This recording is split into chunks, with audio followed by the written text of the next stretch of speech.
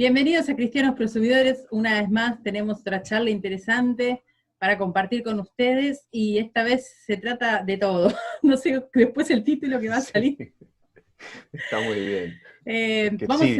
vamos a discutir muchos temas, pero más que nada esto va a ser como una especie de debate, si es que lo hay, entre fe y ciencia, o fe, razón, o ciencia y cristiandad. Vamos a ir viendo cómo le vamos a dar a este binomio, a este binario que tanto quieren hacerlo por ahí pelear, si hay algún punto de intersección, si hay algún tipo de conjunción armónica o no. Vamos a ir verlo bien. Yo tengo mi No, pero posición ya, y Guille tiene sí, la suya, así que vamos a ver, sumamente. si no nos agarramos a piña. No, esto hay que ver Nada. cómo termina. Pero igual, me encantó porque dice, esto va a tratar de todo. Y sí, la filosofía justamente tiene como objeto todo, así que bueno, No, no un vamos a poco dejar, vamos a tratar que de sí. hacer de alguna forma acotar, esto es imposible de acotar, pero bueno, vamos a empezar con algo. Ujú. Bueno, esto viene hace rato, esta como polaridad entre los empiristas y los idealistas vienen hace rato, ¿no? Entre la Mm, lógica y la metafísica, o entre el positivismo y el idealismo. Podemos entrar sí. desde el origen de esta pelea previa a lo que Ujú. tiene que ver con la cristiandad en sí, sino que vamos a empezar con esto del binomio razón-fe. Y ahí te doy paso. Uy. Me acaba de tirar un fierro caliente de grandes magnitudes. Pero bueno, sí, digamos, cuando el cristianismo llega al mundo pagano, se encuentra con un mundo ya, digamos, que tiene sus ideas desarrolladas, sus disciplinas, se estaba armando, ahora lo llamaría un seguidor de Bourdieu, ¿no? Los campos disciplinares ya se estaban formando. Así que el cristianismo se encuentra con un mundo que tiene una serie de discursos ya preformados para explicar todo, su cosmología, su visión del hombre, su visión de la ética. Digamos, el cristianismo parecía como una cosa medio humilde, digamos, para ir frente a eso, y por lo menos así fue percibido por los jóvenes romanos, que se paseaban con un burro por las calles de Roma, como diciendo, ah, estos son los ignorantes judíos que vienen a predicarnos del resucitado, y cosas por el estilo. Pero la verdad es que conforme fueron pasando los tiempos, pasando ya el siglo III, entrando al siglo IV, surgen una serie de figuras que son los apologistas, los padres apologistas, que lo que se proponen es presentar una defensa racional de la fe frente a un mundo que no creía. Entonces, es en estas figuras donde hay que centrar el lente cuando uno se pregunta por qué el cristianismo empieza a ser, perdón por lo culinario de la metáfora, pero como un maridaje entre el pensamiento filosófico humanista y la fe bíblica revelada. Habíamos dicho que Dios va dando Mm. progresivamente un nivel de conocimiento y que Mm. realmente vemos desde versículos bíblicos en donde Dios se agrada de que la gente busque ese conocimiento. El conocimiento de Dios sería un conocimiento que hay que estar buscando y que Dios se agrada de Sí, ese tipo de conocimiento. Vamos a empezar por ahí, tal porque cual. por ahí uno Sí, sí. arranca desde la filosofía como si fuera el principio de la gente cuando habla de Claro. conocimiento, cuando no lo es así. No, no, no. El cristianismo, esto es algo que tenemos que tener en cuenta, la cosmovisión bíblica no es una cosmovisión que sea irracionalista, no es una apuesta por la fe ciega, al modo como decía después Tertuliano, allá por el siglo IV justamente, ese siglo que para mí fue clave en tantas cosas. Pero bueno, sí, la fe bíblica es una fe racional. Ahora bien, no es una fe enteramente reductible a lo racional, pero la Biblia se presenta también como sabiduría, como una revelación que es verbalizada, como una argumentación, un logos, ¿no? Jesucristo mismo se presenta como el logos hecho hombre, la sabiduría, el argumento, la razón, eso quería decir en griego logos. Así que mal podemos hablar de una antítesis entre razón y cristianismo, parándonos desde el texto bíblico mismo. O sea, nuestro tema por ahí más polémico es la relación entre el cristianismo y lo que ahora entendemos como la disciplina establecida que llamamos filosofía. Mm, Pero en sí la Biblia es un libro donde Dios se revela a mentes racionales que Dios creó racionales, porque las creó a exactamente. su imagen y semejanza. Entonces, si Dios puso en nuestra cabeza y en nuestro modo de funcionamiento la lógica, es para que comprendamos también mucho de lo que Dios hizo en el mundo y que es su marca y que lo glorifica precisamente en este mundo creado. Así que sí, es un Dios que se revela racionalmente a mentalidades racionales. O sea, esa base está muy bueno destacarla. Sí, entonces en principio Bueno, Dios establece, cuando crea al hombre, la subjetividad humana está pensada por Dios, y con estas capacidades. La subjetividad humana tiene la capacidad tanto de conocer, de razonar, de emocionarse, lo emocional también está, Sí. y Ujú. esta capacidad de creer, ¿sí? Esta capacidad de tener algún tipo de preconcepto sobre algo, tener algún tipo de fe, de confianza sobre algo que todavía no puede comprobar por ahí con los sentidos, ni siquiera racionalmente. Esa capacidad está en todo ser humano. Según la Ujú. Biblia, todos tenemos la capacidad de creer en algo, ¿sí? Bueno, ¿qué pasa después?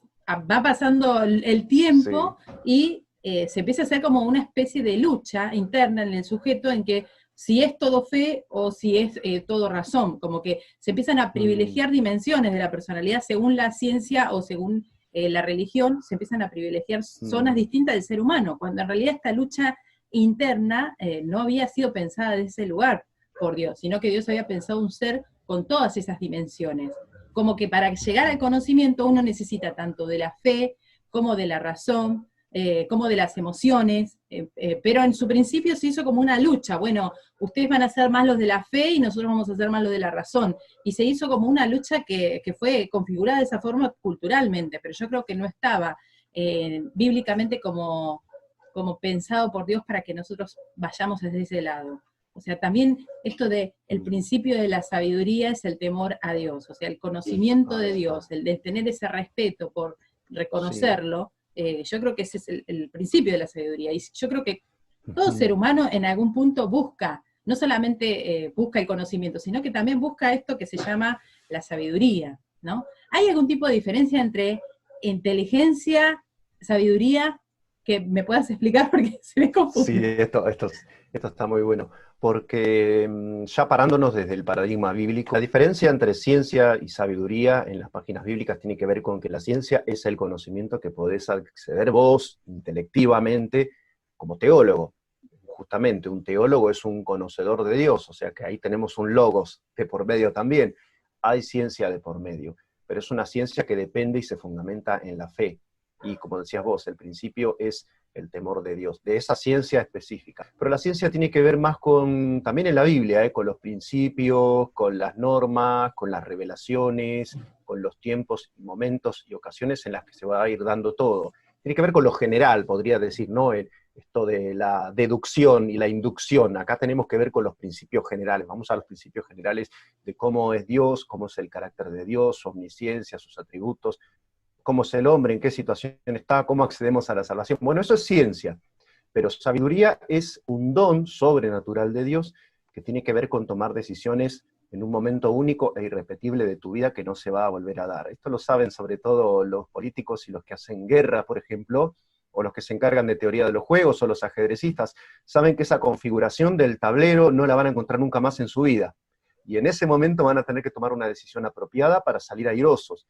Bueno, esto es la sabiduría, y es un don sobrenatural dado por Dios para resolver una situación que no se va a volver a dar, y resolverla con acierto y de acuerdo, digamos, a los principios de Dios. Mm. Pero sí, son dones, tienen que ver ya con la relación personal entre el hombre y Dios, ya establecida, digamos. Ni la ciencia, según Dios, ni la sabiduría, según Dios, pueden darse en alguien que todavía no tenga una relación salvadora con el Señor. Sí, igualmente el ser humano desde su dimensión psicológica tiende a buscar una cosmovisión, como una especie de sistema explicativo de la realidad que sea coherente, que sea consistente, como para poder desde su mentalidad determinar ciertas leyes y saber a qué cosas puede llegar a pasar, o sea, tener una especie de predicción sobre lo que podría llegar a pasar, lo que sería lo normal o lo esperable y lo que sería totalmente inesperado. O sea, yo creo que dentro de la mentalidad Sí. humana están esos tipos de cosmovisiones que culturalmente a veces se hace como, bueno, una comparación y se llega a un sistema mucho más grande que es un paradigma, pero dentro de ese paradigma de leyes también sale de algún lado, o sea, esas leyes, esos Mm. principios reguladores, esa coherencia de lo que uno va viendo que está pasando en la realidad y hasta cómo se puede interpretar la realidad, no es solamente empírica, porque en un principio decían que todo eso era, que uno podía armar toda una cosmovisión y leyes y principios basándose solamente en el empirismo, en las cosas materiales. ¿sí? Y ahí está esta dualidad empirista, racionalista o idealista. Y quisiera que nos expliques un poco esta dualidad, porque es confusa, pero nosotros le vamos a dar una vuelta de tuerca también. Sí, podríamos psicologizar ahí un poco, ¿no? Porque son como tipos humanos también. La gente a la que le gustan los hechos y el pragmatismo suelen inclinarse a decir, bueno, lo que veo y lo que toco es lo real, lo demás no me interesa. Son los que se aferran al presente, digamos, y los que tratan de lograr afincarse en lo que fluye, ¿no? Sea en lo social, en alguna disciplina, en algún campo de competencia, digamos. Son gente más temperamental. En cambio, los que buscan afincarse o establecerse, sentirse cómodos, sentirse acunados. Hoy hablabas de cosmovisión y pensaba yo, se me ocurría una mantita que rodea a esa criatura inválida un poco que es el ser humano, rodeado por un cosmos hostil y un futuro incierto. Bueno, todos necesitamos eso, pero hay temperamentos que lo buscan de distinta manera. Por ahí el idealista o el que tiende a las generalizaciones es el temperamento más intelectual, al que le gustan las abstracciones y todas estas cuestiones así que tienen que ver con el misticismo y los conceptos, claro, la lógica, lo general, etc. Pero digamos, son tipos humanos que en general son basados en una cierta estructura psicológica. No me quiero meter tanto, pero un poco va por ese lado, digamos, la cuestión. Son gustos, podría decir alguien, sí, son gustos, son temperamentos, viste que Platón y Aristóteles eran maestro y discípulo, y es como que expresan muy bien esa contraposición, aún estando en el mismo campo y la misma doctrina y la misma cosmovisión. Como que el hombre que señala hacia la tierra es Aristóteles y el que señala hacia el firmamento de las ideas, en el cuadro de Rafael, creo, era Platón. Así que sí, son como tipos humanos también un poco. Bien. Sí, igualmente el empirismo y el racionalismo no tienen por qué ser enemigos, en cierta forma, porque son dos formas de acceder al conocimiento. Si vamos a volver desde el principio, para ir entendiendo ciertos conceptos que a veces se nos van de las manos, ¿no? Y que la cristiandad, o de hecho un cristiano bíblico, tiene que recoger este guante, porque me parece que nosotros tenemos algo para decir. Entendiendo esto, entonces hay una especie de lucha que en realidad no tendría por qué ser, porque sea una forma de conocimiento más a través de los sentidos o a través de la razón, se quiere acceder al conocimiento de la realidad, ¿sí? Y eso es una forma de lograrlo, de buscarlo desde alguno de los dos puntos. Hay algunas hipocresías también en esa guerra, como que se supone culturalmente que ahora somos más empiristas que nunca, y la realidad es que nunca habíamos sido más racionalistas y más idealistas que ahora. Ahora la ciencia no se basa tanto en observación y en experimentación, sino en modelos teóricos que no se pueden comprobar por definición. Ahora andan los astrofísicos hablando de materia oscura y publicando sobre energía oscura, y ya la definen como que jamás en la vida las van a poder detectar. Entonces es complicado. La teoría cuántica, las lecturas que se han hecho de la fórmula cuántica, también versan sobre un campo que por definición prácticamente es indemostrable, así que esta contraposición de racionalismo y empirismo sigue, pero por ahí es más por el lado de la hipocresía de algunos discursos que por la realidad de las prácticas científicas en sí.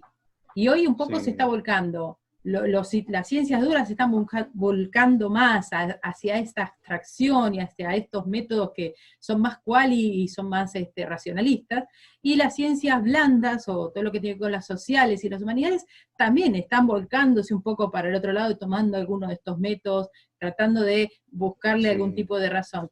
Y nos encontramos en la posmodernidad, en donde de pronto todo lo que se había tomado como absoluto y cierto, y de pronto se creían en las verdades absolutas, hoy en este sistema cultural, la posmodernidad, se empieza a tirar abajo todas estas búsquedas de la verdad, y se dice que hay una relatividad en todo esto. Vamos a hablar un poco de esto, de cómo es el tema de la relatividad.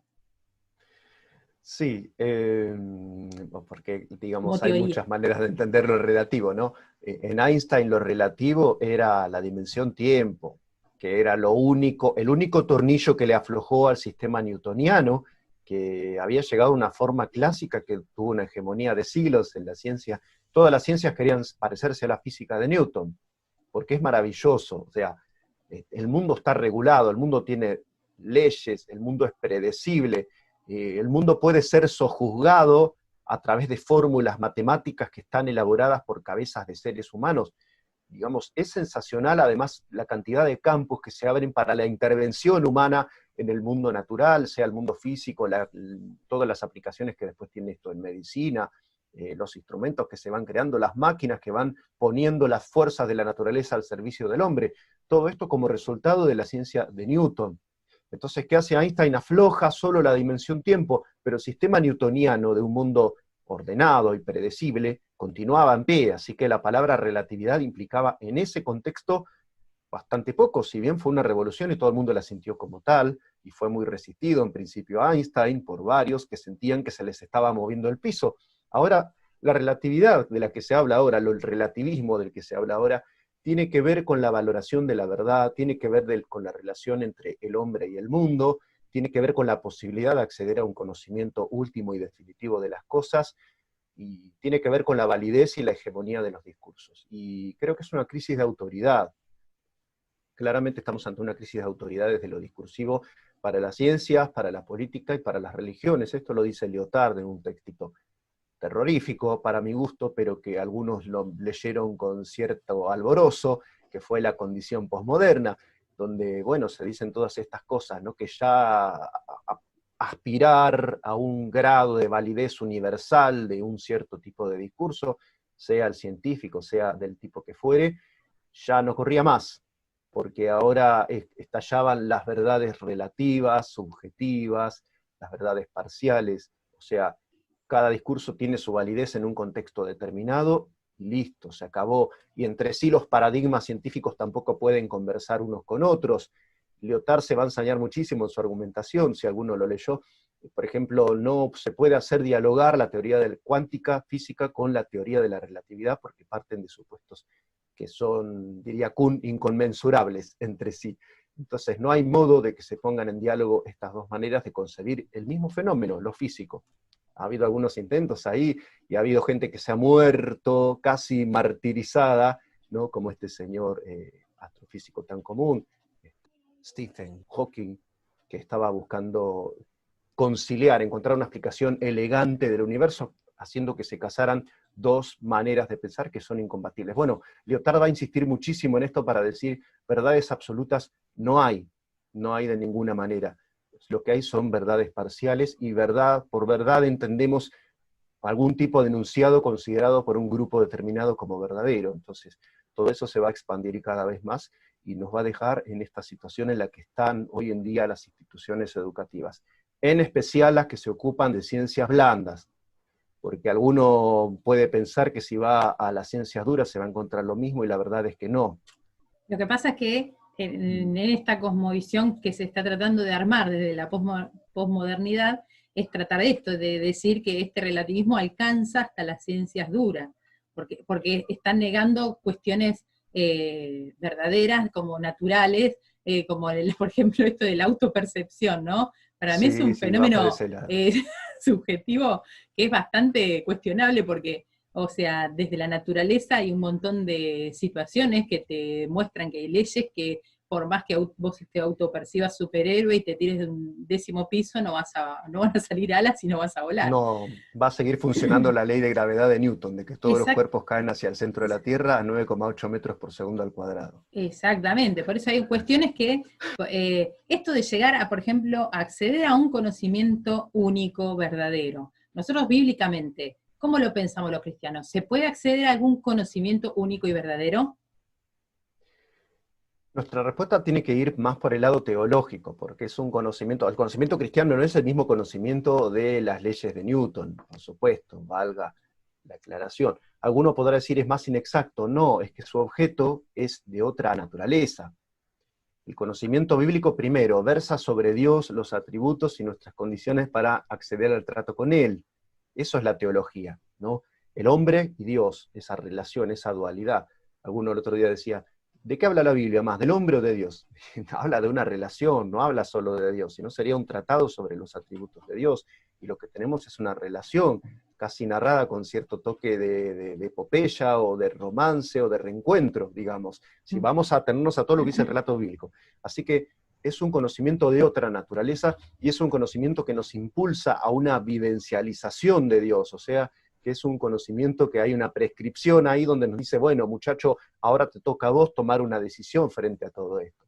Entonces, Sí, tiene varios costados, digamos, donde podemos entrarle, pero sí, claramente Dios impulsa un tipo de conocimiento, pero no se parece mucho al conocimiento de las ciencias físicas, salvo la pretensión de ser verdadero y de ser válido absoluta y universalmente. En eso coincidimos, podemos decir. Ah, bien. Igualmente desde lo que es las ciencias naturales, por ejemplo, buscaban el origen del universo, ¿sí? Y ellos tienen sus teorías sobre el origen del universo, a la cual plantean como una cosmovisión cerrada, absoluta y cierta, y nosotros desde la Biblia tenemos otro tipo de explicación para ese mismo suceso, que también sostenemos como un conocimiento verdadero y único.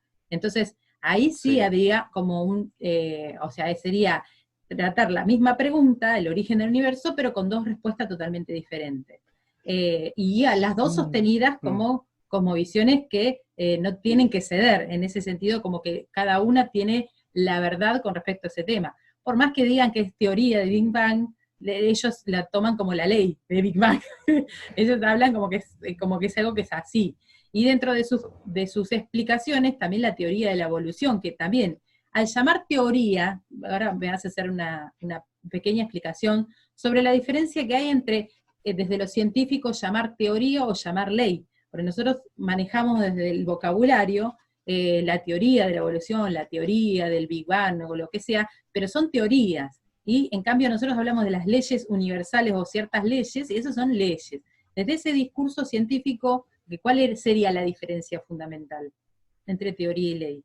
Sí, entre teoría y ley, básicamente la ley es algo demostrado y comprobado, algo que se puede llevar al terreno de los hechos. Es todo interesante, ¿no? Porque ahí se me viene en la cabeza todas las condiciones sociales que hicieron posible la ciencia moderna, como el hombre burgués que quiere dominar, que quiere asegurarse de tener un rédito, de que el tiempo es oro, que se tiene que apoderar del futuro.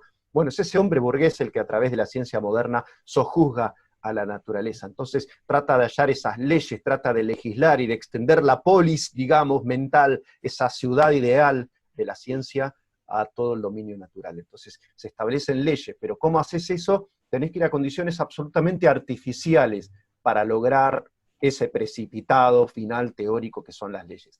Entonces, ¿qué hago? Sujeto a un fenómeno, a determinadas condiciones, lo aíslo de factores que puedan influirme después en hacer una lectura de lo que voy a ver en ese contexto totalmente domesticado, podemos decir humanizado, antropomorfizado, porque, digamos, ningún cuerpo cae al vacío en la naturaleza. Los cuerpos caen en la atmósfera, en lo que nosotros podemos observar en nuestra vida normal. Entonces, si yo creo un contexto de vacío, puedo medir cuál es la verdadera caída, la velocidad de la caída de un cuerpo, por ejemplo. Entonces, todo eso me permitía a mí construir la ciencia moderna. Ahora, las teorías son modelos, son formas explicativas que no necesariamente fueron comprobadas. Y Bien. estamos bajo la hegemonía discursiva en las universidades, especialmente de Occidente. A veces cometemos el error de creernos que eso es el ombligo del mundo, y yo no sé si llega a un 5% de la población universitaria mundial. Por ahí hasta me estoy yendo un poquito lejos.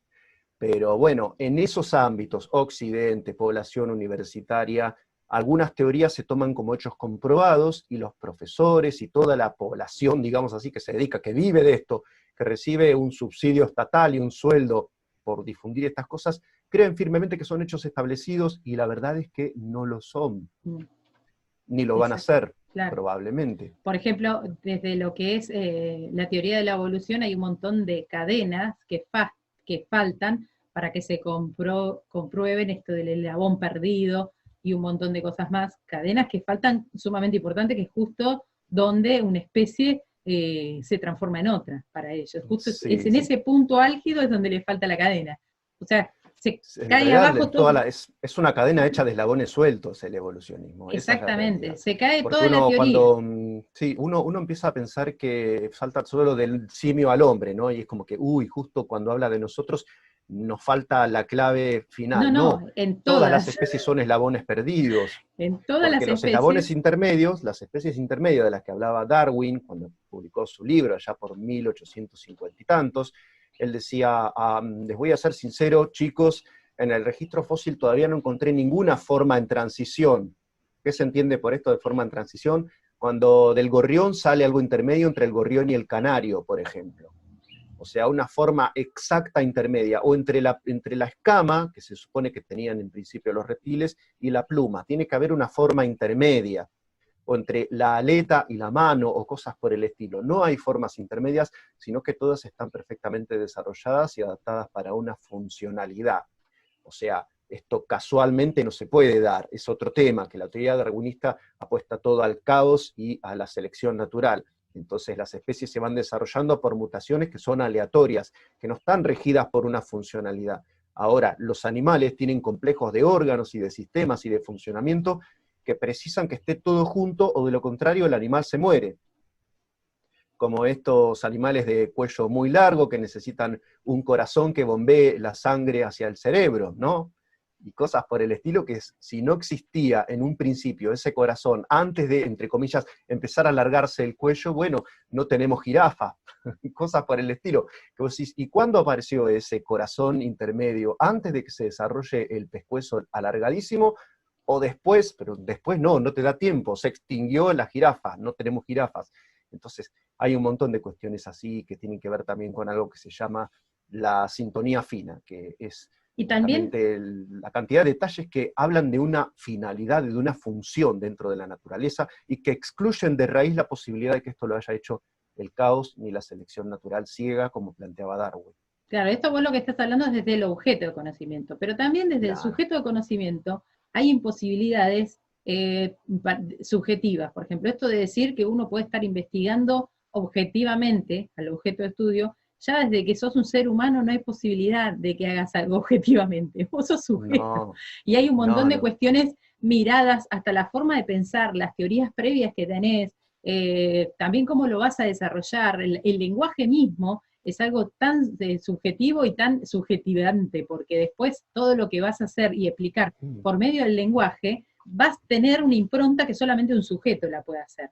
¿Sí? Así que es una imposibilidad lógica desde muchos aspectos el hablar de un conocimiento objetivo, como universal, Sí. aplicable a todo. ¿Sí? Desde ese lugar, me parece maravilloso pensar que la Biblia cómo lo resuelve, ¿no? Porque dentro de lo que es el objeto de conocimiento, o dentro de lo que es el conocimiento que Dios busca sobre el hombre, para el hombre, para que el hombre investigue o conozca, Dios no solamente le da la capacidad de racional, la fe, los sentimientos, lo que habíamos hablado, sino que también le da todo un contexto para investigar, para llegar al conocimiento, y hay como distintos grados de conocimiento y hay también distintos objetos de conocimiento. Algunos más, algunos se puede llegar en esta vida y otros no. Hay conocimientos que van a ser Sí. misteriosos para nosotros, pero dentro de esos conocimientos, como una vez hablábamos de la Biblia, Dios se revelaba en la naturaleza, cada un conocimiento que uno va pudiendo hacer le revela un poco el diseñador inteligente que hay detrás. Y en este sentido está muy bueno también lo que dice la Biblia, ¿no? Como que el mayor conocimiento que uno pueda llegar a conocer en esta vida tiene que ver con las riquezas del conocimiento de Cristo en Jesús, de Cristo Jesús. Así que eso está maravilloso, o sea, no es que no hay nada para conocer para nosotros los cristianos, sino que se nos abre todavía más puertas, o sea, no solamente lo natural o lo explicable desde lo más duro, sino que también se nos abren las posibilidades maravillosas de conocimientos que están, esto estaría al alcance de alguna persona que no creyera en Dios, podría llegar a conocer más cosas que Sí, nosotros desde este lugar sí, o sí. no. O sea, la Biblia dice que los cielos y el firmamento cuentan la obra de las manos de Dios, así que todo, esto también lo va a decir un moderno, ya con cierto tinte extraño, ¿no? Como que el firmamento exterior, fuera de mí y dentro mío, la ley moral, aniquilan mi importancia como individuo. Esto lo decía Manuel Kant, pero Mm. ya en el siglo XVIII. Y con un tinte extraño, medio subjetivista. Pero la verdad es que bíblicamente tengo que decir que la gente incrédula, el que todavía no creyó en Jesucristo, percibe la obra de Dios. O sea, ahí tengo yo mi pelea con la apologética más filosófica. Yo soy del bando de los que creen que solo se puede conocer mediante la fe, porque el hombre mediante la razón ya sabe que hay un Dios, ya sabe que hay un creador, sabe que hay un diseñador. Solo con mirar la palma de su mano es un instrumento de robótica maravilloso, viviente y que tiene una vida útil a veces más de 100 años. Digo, y el bajo coste que exige el mantenimiento de esa maquinaria, que además está dotada de la capacidad para percibir, con la que se puede hacer música, escribir libros y tantas cosas, además de percibir el mundo con sus rugosidades y sus temperaturas. Entonces el ser humano comprende que hay un Dios detrás de todo esto, solo que su reacción es la del necio, de aquel salmo que dice, no hay Dios. O sea, él ve que hay un Dios, solo que decide que para su vida eso no tiene ninguna relevancia. Sí. Una de las cosas que yo estaba viendo es qué pasó con los ateos, porque antes la gente se autodenominaba ateo, ¿no? Frente al cristiano, Sí. y de hecho atacaba toda la cosmovisión cristiana con nuestras mismas palabras y hasta nuestros mismos hechos, se agarraba de los milagros, agarraba todo la visión de que no existe Dios, trataba de comprobarlo. Ahora ya no, en esta tendencia posmoderna ya no están los ateos, ahora la gente se autodenomina agnóstica, como para zafar, ¿no? Sí, no, Entonces, claro, es la identidad de género de ateísmo, una exacto. cosa así, ¿no? Se multiplican las siglas, nuevo ateísmo, agnosticismo. Claro, pero ahora, por ejemplo, la gente te dice, yo no te voy a decir que no existe Dios porque no lo puedo comprobar, así que no voy a comprobar, no puedo comprobar ni que existe ni que no existe, así que soy agnóstico. Y entonces te deja ahí como diciendo, vos pensá lo que vos quieras, yo pienso lo que yo quiera, pero ya se fue, o sea, la mayoría de la gente que en principio se autodenominaba atea, como que perdieron en un montón de discusiones, o sea, es imposible de sostener muchas de esas teorías, y más frente a un cristiano que cree Dios, pero también porque tiene evidencias para creer en un Dios, ¿no? Las evidencias naturales, un montón de evidencias y leyes que están sobre el universo, que son lógicas, que las usamos todos y hasta los ateos las usan, ¿no? Para caminar por el mundo. Pero el tema es que Sí. desde ese plano ya no se vienen tantas discusiones. Ahora yo creo que el nuevo incrédulo es el agnóstico, ese es el nuevo incrédulo de la posmodernidad. Sí, el tema del agnosticismo es una de mis pasiones dentro del campo de la filosofía. Es imposible no ser transformado por el contacto de un filósofo, que bueno, ya lo cité de pasada, Immanuel Kant. Immanuel Kant hizo en un fragmento de su obra cumbre, que es la Crítica de la Razón Pura, todas las demás están buenas y son muy importantes, incluso sobre geopolítica, tiene la paz perpetua, pero la obra clave de él es la Crítica de la Razón Pura, donde él establece una teoría donde el hombre es el que hace al objeto. El objeto, ya no conocemos las cosas, sino los fenómenos. ¿Y qué son los fenómenos? Son una humanización de las percepciones que nosotros tenemos, una racionalización. Esa es la base, el fundamento de la idea del conocimiento como fenómeno trascendental, así lo llama él, ¿no? Nosotros llamamos trascendental como una cosa grande, importante, digamos. Bueno, para Kant era eso. Kant, en la tercera parte, digo, de ese libro, se llama Dialéctica Trascendental y se ocupa en particular de las así llamadas pruebas de la existencia de Dios, y es muy difícil sustraerse a lo persuasivo que es todo lo que dice, porque él demuestra, se para en el lado de cada una de las pruebas y contrapruebas de la existencia de Dios, o del alma, o del infinito, o de lo limitado, y los defiende de manera magistral a todos los bandos. Resultado, dice él, empate. Dice, un creador, no es necesario un creador, se para desde los dos. El hombre es un animal libre y dotado de responsabilidad, el hombre es un animal condicionado y influido por circunstancias, psicología, etc. Te las defiende magistralmente a todas las posiciones y dice, bueno, muchachos, en esto desde la razón no podemos dar un veredicto, empate, dice. No, Bueno, no, pero se se paró desde la termina en razón. tablas, digamos. Claro, pero Se paró como desde decías su recién, razón, claro, se pero paró esto es desde la trampa. razón. Esto es trampa, digamos, es como cuando vos jugás con los naipes marcados. El tipo te dice, a ver, yo me paro desde la razón subjetiva como la que construye al objeto. O sea, no es el hombre descubriendo que el mundo está ordenado, descubriendo que hay un cosmos, como el hombre griego, el filósofo griego que filosofaba por asombro. Ahora el hombre moderno filosofa con dudas y perplejidades, con incredulidad profunda, como una especie de desconfianza hacia el mundo exterior, filosofa el hombre moderno.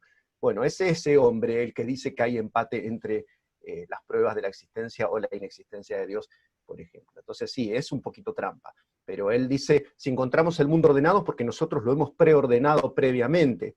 Y la Claro, verdad pero es la que pregunta no, para no es Kant así, no sería es así, es quién te trampa dio eso. la posibilidad de ordenarlo, ¿no? ¿Cómo llegás a esa mentalidad para ordenar las cosas? ¿De dónde estaba eso Sí, antes? es que él nunca logra solucionar un problema que tienen todos estos tipos de pensamiento, que es el dualismo. Vuelve otra vez a ser Sí, dualista. sí. Entonces tenemos un hombre que es racional, que racionaliza el mundo, ¿y el mundo qué es? El mundo es un caos, el mundo no sabemos qué es, no nos ocupemos del mundo. El mundo nos rodea, el mundo nos golpea las puertas a cada segundo, el mundo nos manda a tener hambre, nos manda a sentir frío, calor, nos hace estar pendientes a lo que pasa en las noticias, el mundo nos sujeta a relaciones interpersonales, a desazones, a roturas de corazón, a reconciliaciones. Eso es la vida humana, digamos, no es la vida del sujeto de conocimiento. Entonces, es profundamente falsa la posición de Kant, pero el planteo en sí es interesante y a eso quería ir por la cuestión del agnosticismo. Él dice, no podemos demostrar la existencia de Dios ni tampoco podemos demostrar su inexistencia. Por lo tanto, la ciencia y la filosofía se tienen que dedicar a otra cosa. Eso dejémoselo a la gente en su fuero interno, en su religiosidad, claro, sí, Nos es un dejó sin poco para trabajo. reírse, pero no, en realidad él quiso reservarse la parcelita esa que él consideraba que era la parte que se puede racionalizar. Dice, ¿cómo vamos a sujetar a Dios a las condiciones de nuestra razón si Dios es un ser que está más allá? Si Dios es infinito y la ciencia y la razón se ocupan de lo finito, no hay competencia, sino que dejáselo a los que se ocupan del campo. O sea, nos está empujando un poquito para el lado pietista, digamos, ¿no? De la experiencia personal de Dios. Mm. Nos está diciendo, ustedes no hagan ciencia porque no es lo de ustedes. ¿Y es lo de nosotros? Es pillo el hombre también. Un Bourdieu diría, está bien, nos está marcando territorio acá el Claro. macho alfa de la razón pura, Immanuel Kant. Bueno, pero sí, hay varias cosas para tratar. El tema es, ¿se puede demostrar la existencia de Dios?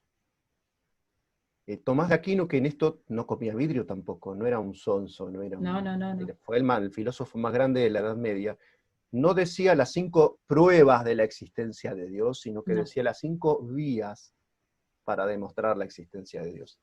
Y yo creo que la palabra es esa, más allá de que algunas nos suenan ahora un poquitito extrañas, como el argumento ontológico. Hay un argumento que él no pensó, que es el argumento trascendental, que yo lo amo, y es que no hay moral, no hay ciencia, no hay valoración de nada, no hay estética, no hay belleza, si no presupones la existencia de un creador infinito, bueno y sabio. Sí, sí, sí. Entonces, ese es para mí el argumento. Para Es mí lo que Saint-Saëns se hablábamos acabó de los argumentos, pero creo también que es una percepción universal. O sea, si alguien niega que Dios está a la base de todo, tiene que decir que el quehacer científico carece de sentido. Porque ¿qué me garantiza a mí, sujeto o conocedor o científico o lo que sea, o teórico, que lo que estoy pensando tiene una correlación con lo que está del otro lado, fuera de mi cabeza No. de hombre científico? Entonces, ¿qué me garantiza a mí que hay un lenguaje común entre mi persona humana y ese mundo externo, que es infinito y que es tan complejo? Solamente la posibilidad de que haya un Dios codificando ese posible diálogo. Ese mismo Dios que diseñó el ojo para ver, el oído para oír, e incluso quizá también nuestras lenguas para comunicarnos. Sí, sí. Entonces, si vos sacás a Dios de la ecuación, todo se cae. La Mm. moral también, el famoso Sí, sí, argumento sí. moral, Eso es lo tiene que que ver con hablábamos eso. la charla pasada, cómo sin las leyes o los mandatos bíblicos, cómo un montón de reglas sociales no estarían vigentes hoy. Y que también, o sea, qué tipo de ética se puede hacer prescindiendo de los cristianos o de la Biblia, qué tipo de ética se puede construir en base a la relatividad. Es que Ninguna. ninguna, esa es la realidad. O Y sea, es así, hacer lo que te y parezca. por eso estamos llegando a eso, tratando de prescindir de la Biblia, de Dios, de sus mandamientos, estamos llegando a ese tipo de instancia en donde no hay una ética, no hay nada que regule esta ética, y es una ética salvaje, en donde se pierde la dignidad del ser humano y donde se pone en la misma dimensión el valor de una mosca, el valor de una piedra, el valor de una persona. Como que se pierde totalmente la dignidad humana y se sobrevalúan las dignidades de otras cosas. Sí, Es sí, sí. increíble hasta dónde se puede llegar. Pero es notable, porque el otro día me reía, ¿no? Porque alguien que está a favor del aborto se enojó porque una persona le puso una vinchita anti-COVID a un gato. Y uno dice, realmente a lo que estamos llegando, ¿no? La subjetivización de todo, donde uno puede juzgar entre vidas de personas como si se juzgara, no sé, si prefiero el cuarteto o la sinfonía, digamos, una cosa así, donde todo queda sujeto a emociones, a sentimientos, esta famosa generación del like que estamos viendo surgir, es producto de una ultra subjetivización de las conciencias y de la ética de la gente. Si se cae el fundamento absoluto, si se lo quita a Dios de en medio, si se lo quita de la ecuación, todo pierde sentido. Y alguno va a decir, entonces no entra ahí nuestra labor como apologetas o como cristianos, decir que ellos necesitan ese sentido para que su vida cobre relevancia y tenga proyección hacia lo absoluto, y por lo menos decir es bello, tenga alguna validez para alguien. La realidad es que yo pienso que lo primero que hay que decirles es que necesitan de Jesús. Pienso que es lo primero que necesitan saber. Que necesitan ser redimidos de su naturaleza pecaminosa y caída.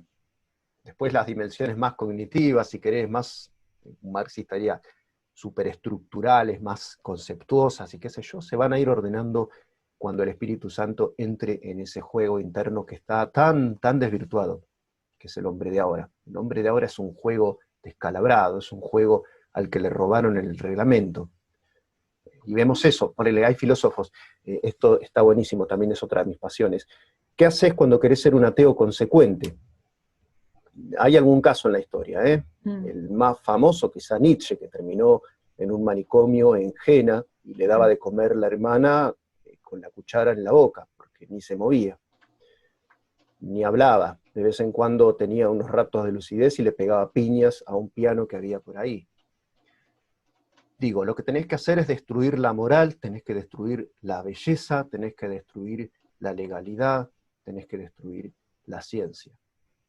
Tenés que decir que todo es válido, tenés que decir que la verdad es un ejército móvil de metáforas, que hoy en día crees que el hombre es bueno, mañana podés creer que el hombre es malo, pasado mañana que el hombre es menos que un animal, o sea, todo pasa a ser válido según el momento. Es una ética de los instantes, es una ética desvinculada totalmente del bien y de pensar en el otro, y es una ética de la compasión totalmente proscrita, prohibida. No es lícito ponerse en lugar del otro porque que se las arregle el otro.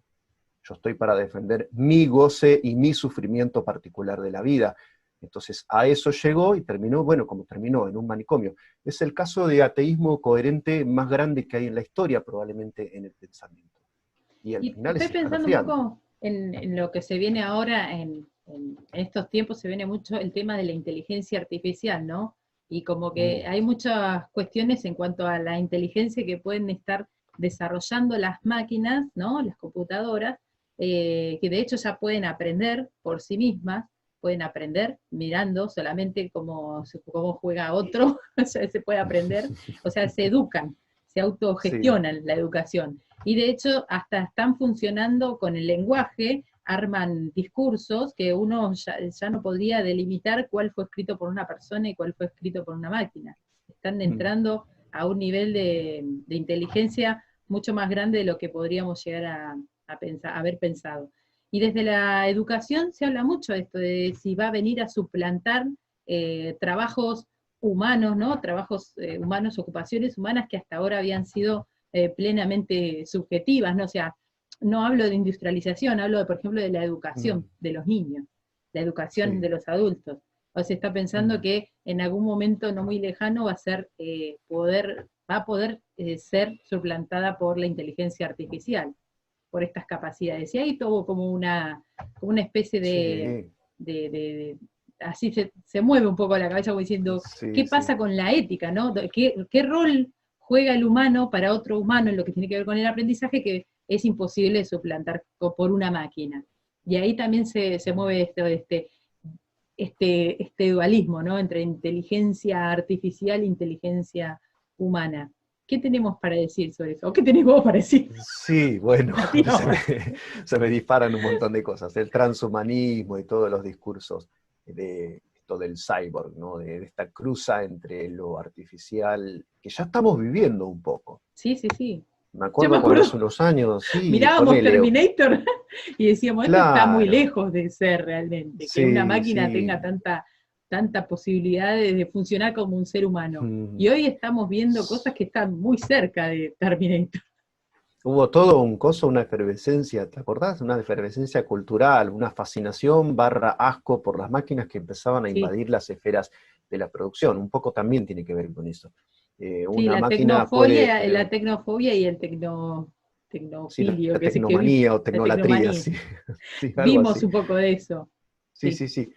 Pero, digamos, mano de obra ya han expulsado cualquier cantidad. Y hay países donde se obliga a las empresas a tener cierto tipo de mano de obra humana, porque si no serían todas máquinas y listo. ¿Y qué haces con las poblaciones? Las subsidias. O sea, le sacás un impuesto a lo que están produciendo con brazos robóticos, los autos en Alemania o en China o en donde sea, y a partir de ese subsidio le das de comer a un montón de gente que no tiene nada que hacer en la vida. eso Todas estas dice generaciones que están surgiendo en Japón, por ejemplo, Gustavo jóvenes. Bilinkis, el argentino, habla de eso mismo, ¿no? De la gente que podría llegar sin trabajo, que estaría siendo subvencionada o se repartiría la ganancia del país en todos los seres, en todos los habitantes humanos y habría menos pobreza, como una solución posible también. Pero es Desde una los, locura eso. O sea, es una humanidad que no va a valorar el trabajo ya como algo positivo, ni, o sea, se cae toda la dimensión ética de la cuestión del quehacer y del trabajo, sea intelectual, físico, del tipo que fuere, porque realmente si expulsás tal cantidad, en tal magnitud como se está haciendo en los países más desarrollados, peor, te diría, peor en los sí, países sí, más sí. desarrollados. O sea, las consecuencias sociales son catastróficas. Después el restaurar el tejido social, la confianza en el Estado, las quejas que surgen de parte de los que todavía trabajan en el modo tradicional, digamos, para recibir su remuneración. Esto está generando unos líos tremendos en todo el mundo. Sí, Así pero que también dice sí, que viene un poco por ese lado. se viene Mm. una reconfiguración del poder y de los trabajos que hasta ahora habían sido pensados, se vienen otro tipo de trabajos. Por eso Sí, también se habla de ciertamente. que se necesita otro tipo de educación, porque vamos a estar preparando de forma tradicional para trabajos que ya no existen. O sea, es necesario otro Sí. tipo de educación para estos trabajos futuros, ¿no? Que tienen que ver más con cosas que pueden hacer los seres humanos, que no las van a estar haciendo las máquinas, pero Mm. que también hay que innovar, porque hay un montón de cuestiones que no están ni hechas. Pero, por ejemplo, en esto de darle más lugar al algoritmo no hace que uno no tenga nada para hacer, porque de hecho siempre se necesita gente que programe, gente que... Hay mucha gente detrás de Amazon, por más que sea uno de los lugares donde más algoritmo hay. Sin embargo, Sí. sigue habiendo mucha necesidad de el humano ahí trabajando, el ser humano con su conciencia, con su ética, pero se están desdibujando un poco de, se está desdibujando un poco el tablero ahora con esto que se viene también, de la inteligencia Sí. artificial. Pero la vienen amasando desde hace un tiempo. Eso, Skinner era el que presentaba su máquina de aprender. Sí, Y decía, bueno, el alumno hace esto, esto y aquello, y ya no tenés que tener un maestro que se puede equivocar y que pueda hacer de ruido en la transmisión de esa herencia, de ese legado de conocimiento hacia el alumno. Entonces no está más en el medio ese factor perturbador, molesto y sujeto a errores, o que puede tener problemas de salud, etcétera, etcétera, y que reclama un salario. Las máquinas no reclaman salario, sino solo mantenimiento. Así que no tendrías máquinas cortando un puente, por ejemplo, ¿no? O yendo a Olivos a marchar. No, no vas a encontrar ninguna de esas cosas. Entonces, la vienen amasando, digo, desde hace décadas. Lo que pasa es que ahora están empezando a darse una serie de condiciones que antes no. Ahora, el otro día yo ponía unos robots haciendo piruetas, diseñan robots bípedos que hacen unas cosas de destreza sí, yo pesando 150 kilos, ¿eh? Y la lo vi, gente lo dice, vi. esto tiene que ser mentira, dicen, esto es fake, esto lo hicieron con edición. No, no, no. Y justamente hay capitales de Google y de otras empresas muy connotadas del mundo de la informática de ahora que están poniendo dinero ahí porque saben que el futuro va para ese lado. La robótica. Entonces, y el robot, claro, el robotito va, agarra una caja, hace todo el trabajo que haría un repositor o reponedor, como dicen en España, en un Sí. supermercado. Igual eso no es lo que, o sea, más nos debería llamar la atención. A mí me llama la atención esto de esta nueva diseño de docente de mediático, esto de poder hacer una clase a distancia todo con robot, con algoritmos, todo con avatar. Sí, sí, sí. Eso me llama más la atención, que se está Sí. empezando como a pensar que el lugar de la educación, prescindiendo del docente, es lo único que le falta. O sea, ya se puede prescindir del aula, ya está. Mm. Ya se puede Ya prescindir de estamos, ya no sirve, cuadernos, se sí. puede prescindir de la escritura gráfica conocida como la habíamos Mm. conocido, ahora todo es digital. ya se puede prescindir de saber el mismo lenguaje con los traductores, ahora lo único que les falta es prescindir del sujeto docente. Y hay un montón Sí, de tendencias humanas de querer rescatar el lado humano, ahora se acuerdan, ¿no? De la necesariedad de un sí, sujeto para enseñar a ser sujeto, ¿no? Que viene por sí, ahí sí. el tema. Sí, hay un cuento de Asimov que lo ilustraba fenómeno, bueno, el cuentito de Asimov se llamaba ¿Cómo se divertían? Y es un futuro distópico pensado por el autor en un cuentito que tiene unas pocas páginas, 4 páginas tendrá, donde unos niños conversan de cómo era esto de reunirse en unos establecimientos cerrados, donde hay una señorita con una tiza, un pizarrón, etcétera, y cómo interactuaban entre sí en esos establecimientos del pasado. O sea, él está pensando en un futuro en el que se va a prescindir de todas estas figuras que hoy se nos siguen haciendo a nuestro paladar clásicas de la educación. O sea, insisto, ¿no? Esto será de los años 80, calculo yo, pero se viene pensando desde hace un buen tiempo y ahora están dadas muchas condiciones y con la crisis COVID se ha experimentado un montón en este sentido. Así que sí, O sea, claramente se también está tiene yendo para su, este su lado. arista por el tema de si se podría llegar a acceder a algún conocimiento sin necesidad prescindiendo del aprendizaje humano o prescindiendo de la tutoría de un docente o de un otro ser que también te ayude. Porque nosotros vimos que en esta dimensión, como Dios nos diseñó, somos seres sociales y necesitamos los unos de los otros para llegar al conocimiento, la dependencia primero que hay desde la naturaleza, y después también culturalmente la introducción al lenguaje, a las reglas, a las leyes, a ciertas cuestiones y a la asociación de instituciones familiares, el poder involucrarse y asistir a una comunidad. Estamos en un medio social y desde ese lugar hoy también se está tratando de desdibujar esa dimensión del ser humano, ¿no? Como que se está reconfigurando. ¿Y hacia dónde se reconfigura? Hacia prescindir de otro ser humano, que te Sí, críe el Estado, como habíamos dicho la anterior vez, sí, que te sí. críe una máquina, de tratar Mm. de desdibujar aquellos tutores por excelencia que Dios había diseñado, que son las familias y los padres, ¿no? Es Desde una ahí. dictadura mundial, sí, pero es una dictadura mundial de tipo económico. O sea, más allá de todo mi rechazo a la teoría conspirativa clásica, ¿no?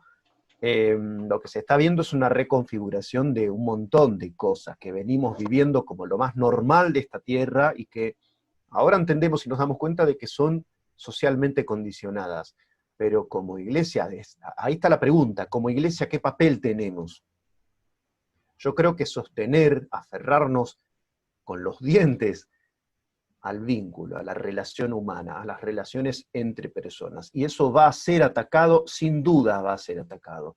A veces con razones más o menos aceptables, a veces apelando a condicionamientos, a restricciones, pero yo creo que se va a atacar eso en todos los niveles. De Y hecho, las iglesias tienen que es hacer de resistencia ahí. es Sí. el vínculo perfecto, según la Biblia, la forma de vinculación perfecta que es el amor, Ujú. y es uno de los dones del Espíritu Santo. O sea, fíjate que no es cosa menor esta Mm. dimensión social que Dios diseñó y también sostiene por medio de su Espíritu Santo para que nosotros podamos seguir en este estado de cosas desde ese vínculo.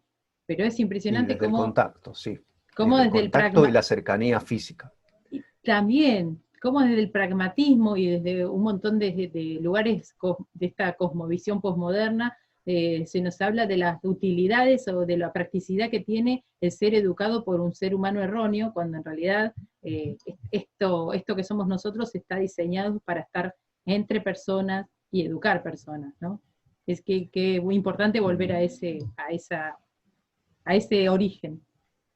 Tal ¿Verdad que cual, y saber que estamos siendo educados entre nosotros con errores y todo, porque, digamos, una cosa no excluye la otra. Y justamente lo educativo del proceso de ser educado, de ser instruido, sean los valores de Dios especialmente, ¿no?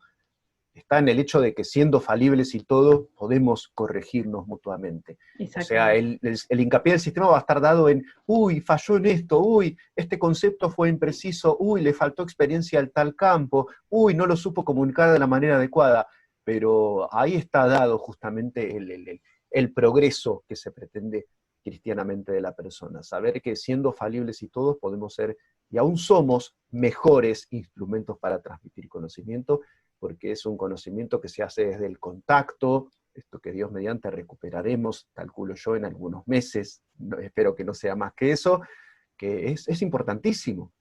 Esos ágapes que tienen que tener los cristianos no se pueden reemplazar con una cuestión por Zoom. No. O sea, Zoom es un instrumento maravilloso, y acá lo estamos usando, por supuesto. Pero el contacto humano entre gente falible que está creciendo junta en el amor de Dios no puede ser reemplazado. No se puede transformar a una persona a través de máquinas. La transformación que Dios quiere de nosotros se da en convivencia los unos con los otros, y en especial conviviendo cada uno con los defectos de los otros. Así que el factor error también creo que es necesario. O sea que es un poco de ciencia ficción esto de máquinas criando a seres humanos, como si de eso pudiera salir un ser humano como lo conocemos ahora. Sería algo claro, totalmente sin cinética, no sé, habría un montón de cuestiones que no tendría este pequeño ser humano. O sea, Matrix es imposible. No, pero ¿te acordás Terminator 2, el juicio final, donde el robot malo era una especie de líquido, de mercurio? Sí. Es eso lo que están formando, es un monstruo autodeformable, líquido, que no tiene ninguna clase de estructura. Es eso, el animal que van a criar los robots se va a parecer mucho a eso, lamentablemente. Y lo que estamos buscando es justamente que sea gente sólida, gente responsable, gente que refleje a Jesús, gente que sea capaz de adoptar un compromiso y de arriesgarse. Y justamente el hombre de Mercurio no lo puede hacer, porque no está entre sus capacidades. Y es eso lo que estamos viendo cada vez más, surgir la nueva generación del Mercurio. Bueno, los esperamos para otra charla más en Cristianos Prosumidores, para seguir derribando argumentos que se levanten contra el conocimiento de Dios. Hasta la próxima.